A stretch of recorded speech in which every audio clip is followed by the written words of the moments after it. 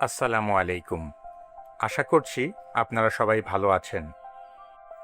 বিসমিল্লাহ ট্রাভেলসের পক্ষ থেকে আপনাদের সবাইকে স্বাগত জানাচ্ছি নতুন একটি ভিডিওতে। আজ আপনাদের নিয়ে চলেছি বাংলাদেশের এক অপরূপ গ্রাম বাংলার মাঝে।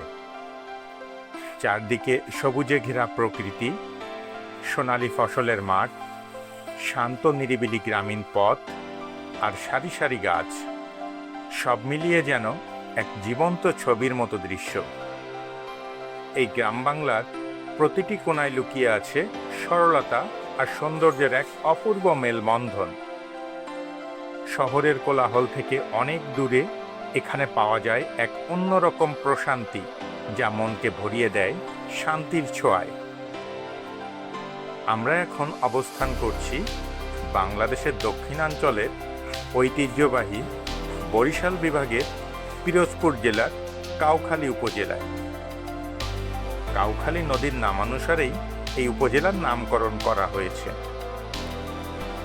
নদী, সবুজ প্রকৃতি আর গ্রামীণ সংস্কৃতির জন্য কাউখালী বিশেষভাবে পরিচিত। নদী বেষ্টিত হওয়ায় এখানকার যোগাযোগ ব্যবস্থার উপর নৌপথের গুরুত্ব অনেক বেশি। এখানকার মানুষের জীবনযাত্রা মূলত গ্রামভিত্তিক। তাদের প্রধান পেশা কৃষি ও মৎস্য চাষ। ধান এখানে প্রধান ফসল।